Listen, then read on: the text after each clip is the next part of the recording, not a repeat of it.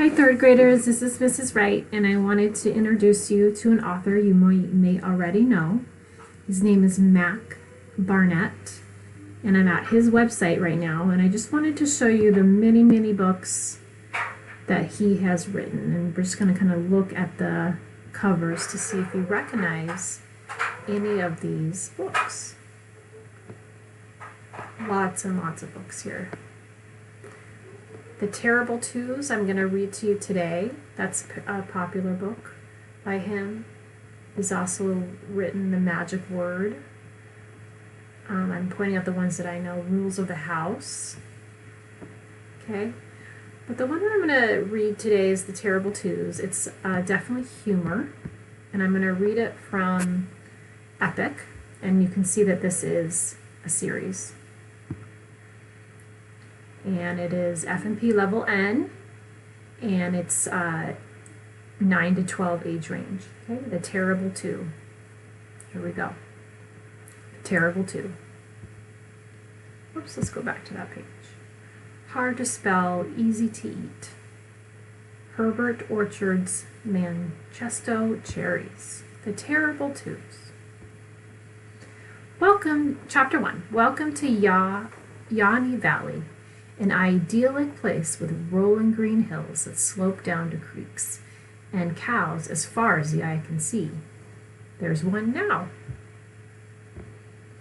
Some facts about Yahi Valley. If you placed all of Yahi Valley's cows in a stack, they would extend to the moon and back.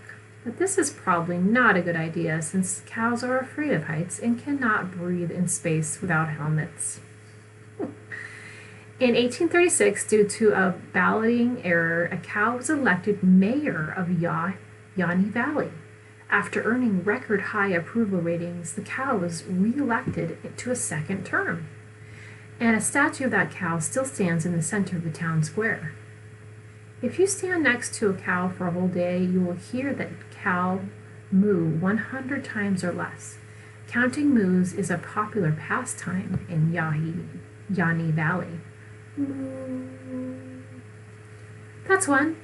All this makes Yahi Valley a very exciting place if you're enthusiastic about cows. Miles Murphy was not enthusiastic about cows. Chapter 2. The chapters are really short, so I'm going to read a couple chapters. Chapter 2. This is Miles Murphy. He's on his way to Yahi Valley. Let's take a closer look at his face. Notice the scowl. One thing I wanted to draw attention to, if you didn't know what the word scowl is, see how when I hover on it, it gets bigger? And it'll tell you how to say it and then what it means. Scowl means to make a frowning expression of displeasure. Okay? Good feature to help you with vocab or not. How do I get out?